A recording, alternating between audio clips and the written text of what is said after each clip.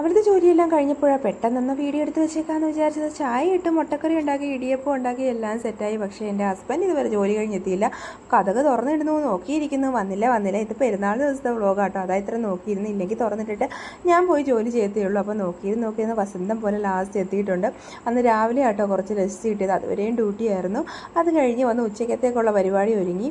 നമ്മൾ പള്ളിയിൽ പോയിട്ട് വന്നിട്ടാണല്ലോ ഫുഡ് കഴിക്കുന്നത്. അപ്പോൾ ഇവിടെ അടുത്തൊരു പള്ളിയുണ്ട് കേട്ടോ, അവിടെയൊക്കെ പോയിട്ട് വന്നിട്ട് ഉച്ചയായപ്പോൾ നമ്മൾ മന്തി ഉണ്ടാക്കുമായിരുന്നു. മന്തി കഴിച്ചു. മന്തിക്ക് നമ്മുടെ തക്കാളി ചട്നി എന്ന് പറയാൻ പറ്റുന്നത് നമ്മുടെ തക്കാളിയുടെ ഒരു സോസ് കിട്ടുമല്ലോ നമ്മുടെ മന്തിയുടെ കൂടെ, അതും സലാഡും പിന്നെ മയോനൈസ് അടിച്ച് വെച്ചതുകൊണ്ട് ഇത് പാട കിട്ടിയോലായിട്ടുണ്ട് കേട്ടോ. അതും പായസമായിരുന്നു കേട്ടോ.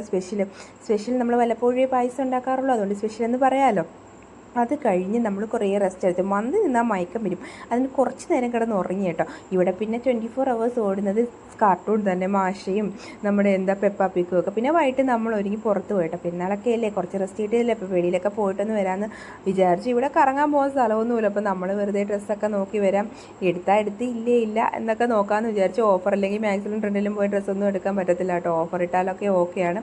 മറിയം ഇങ്ങനെ അഴിച്ചു വിട്ടാൽ മതി ഏതെങ്കിലും കടയിൽ പോയിട്ട്. ഇപ്പോൾ 7:30 ആയിട്ടുണ്ട്. ഇവിടുത്തെ ആൾക്കാരെല്ലാം ഒരുവിധം ഈ സമയത്താണ് ഇറങ്ങുന്നത്, കാരണം ചൂടൊക്കെ ഒന്ന് മാറി റിലാക്സ് ആയിട്ട്. കാരണം എന്നല്ല, നമുക്ക് ഉച്ചയ്ക്കൊന്നും ഇറങ്ങാൻ പറ്റില്ല, അത്രയ്ക്ക് ചൂടാട്ടോ ഗുജറാത്തിൽ ഇപ്പം. അപ്പോൾ നമ്മൾ മാക്സിലും കയറി ട്രെൻഡിലും കയറി, പിന്നെ നമ്മൾ നേരെ സ്റ്റുഡിയോയിലോട്ട് വന്നു. ഈ മൂന്ന് സ്ഥാപനങ്ങളും ഒരുമിച്ചായിട്ട് എല്ലായിടത്തും നമുക്ക് കയറിയിട്ട് പോകാം. അപ്പോൾ അവിടെ പോയി നെയിൽ പോളിഷൊക്കെ നോക്കി ചുമ്മാ കറങ്ങിയിട്ട് ഡിമാർട്ടിൽ പോയിട്ടോ. ഡിമാർട്ടിലും പോയി സാധനങ്ങളൊക്കെ നോക്കി നമ്മൾ തിരിച്ച് വീട്ടിൽ